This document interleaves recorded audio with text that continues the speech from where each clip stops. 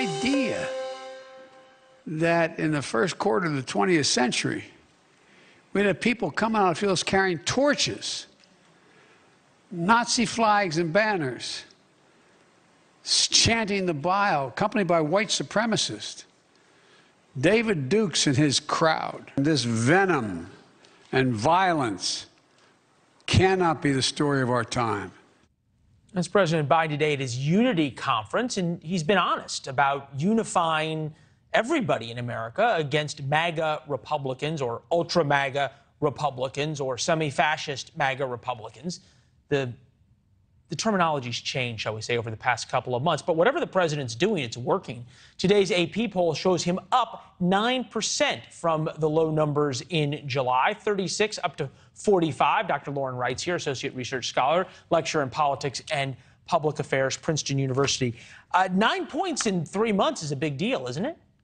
Oh, it's a huge deal. And so for that reason, I would just say it's still too soon to make a prediction about exactly where he'll be closer to Election Day. You know, because of that swing and because of the 24-hour news cycle and how hard each party is pushing their messages right now, we really don't know what will happen. Yeah, for sure. And it's defying all the usual rules, right? Because typically you say it's the economy, stupid. Over the past year, gas up 25%, electricity 15%, groceries up 13%, airline fares up 33%, eggs up 40%. The list goes on. He's talking about, quote unquote, unity. If anything, it seems much more about unifying the Democratic Party than unifying the country. Are we seeing a rise in the number of Democrats or Democratic-leaning independents who are coming home because of this rhetoric?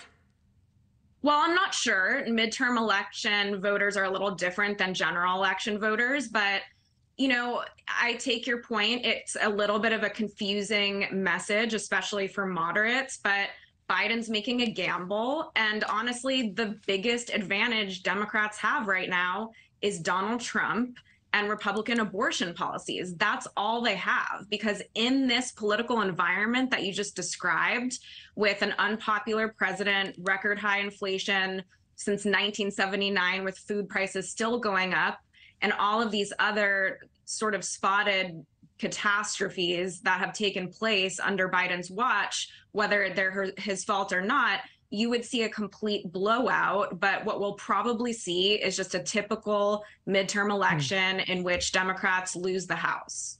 Well, yes, sometimes for all of our discussion about how everything's different this time around, it isn't. You talk about Donald Trump being one of the best things Joe Biden has going for him, and him being back in the news.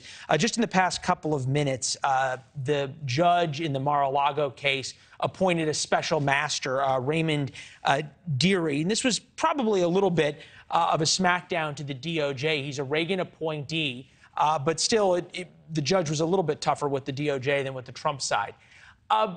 Do people follow this in terms of the case, in the Mar-a-Lago case, or is it much more about the idea of Democrats being able to remind voters and independent voters, hey, Donald Trump's still out there?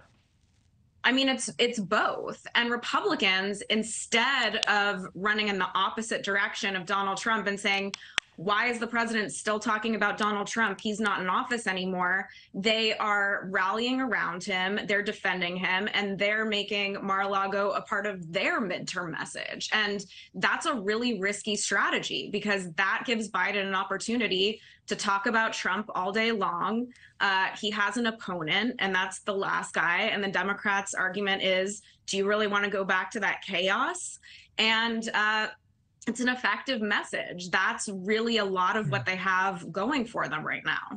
We've seen over the past 3 weeks or so the border become such an issue nationally because of Greg Abbott's moves with buses up to New York and Chicago, and then Ron DeSantis, both potential presidential candidates, with DeSantis flying people up to Martha's Vineyard. Is that going to change the conversation? Do these sort of like political stunts by Republicans matter with swing voters, or is that just firing up the base?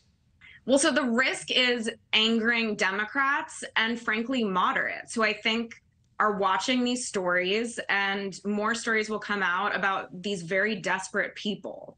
And my prediction is that will not be in Republicans' favor. You know, I was looking at what was happening surrounding immigration when Trump was heading into his first midterm, and their administration was separating thousands of children from their parents at the border. That's what was happening then, and it really angered people. And so I don't think this is the same situation, but I will say that there's a real political risk here. Yeah, no, it seems as though there's political risk on both sides. Lauren, it's good to see you as always. Thank you. Nice to see you. Thanks for watching. Go to newsnationnow.com to find NewsNation on your television provider. And don't forget to subscribe. Click the red button to get more of NewsNation's fact-driven, unbiased coverage.